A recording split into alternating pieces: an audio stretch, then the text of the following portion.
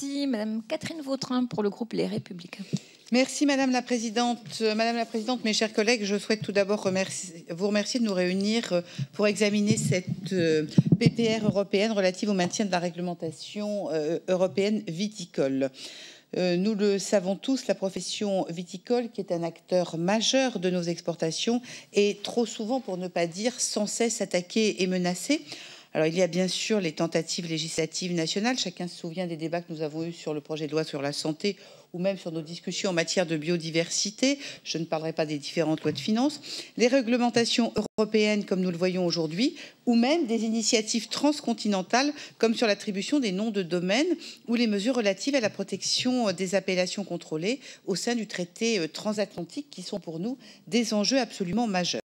En résumé, nous le voyons, mes chers collègues, nous ne devons jamais baisser notre vigilance sous peine de voir attaquer l'un de nos plus beaux fleurons. Et Madame la rapporteure, je voudrais vous remercier pour cette initiative et pour votre travail au nom de notre groupe. Car avec cette PPR, la Commission européenne souhaite finalement, quand on le regarde, mettre en place plusieurs textes censés modifier les procédures d'enregistrement des AOP-IGP et de modification des cahiers des charges, mais aussi l'étiquetage, les pratiques œnologiques et les contrôles.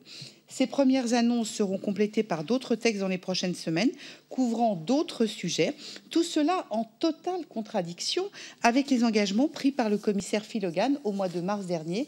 Vous l'avez rappelé, Madame la rapporteure. Ces mesures ont vocation à être adoptées d'ici la fin de l'année, ce que les professionnels jugent difficilement réalisable. Pour notre part, nous dénonçons d'abord l'absence de visibilité de cette démarche.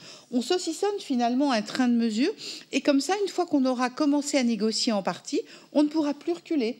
Il y a d'autre part une absence de lisibilité, car au lieu d'un texte unique et clair, on éclate, on éparpille dans plusieurs textes. Enfin, je voudrais souligner qu'aucune étude d'impact ni prospective n'a été faite, notamment en termes d'amélioration possible. J'identifie 3 enjeux majeurs que nous devons poursuivre à travers le vote de cette PPR. Le maintien de l'interdiction faite aux vins sans IG de mentionner une référence géographique plus petite que celle de l'État membre, ce qui était quand même à l'étude, il faut le rappeler. Le maintien de l'entrée en vigueur des modifications au cahier des charges dès leur publication au niveau national. Le maintien d'une cohérence d'ensemble des dispositions relatives aux indications géographiques de l'étiquetage et des mentions traditionnelles. Je crois que ce sont là de véritables outils de transparence, de protection des consommateurs. La méthode européenne nous interpelle et Madame la rapporteure, cette PPR nous permet de mieux protéger nos appellations. C'est la raison pour laquelle les députés du groupe Les Républicains voteront cette PPR pour montrer à la fois notre désaccord sur la forme, à savoir le dédit du commissaire européen, et surtout notre désaccord de fond qui mettrait en danger notre viticulture. Notre ministre, nos collègues de la majorité doivent, je pense, continuer à presser le gouvernement pour que la Commission européenne assume les engagements qui avaient été pris. Merci, Madame.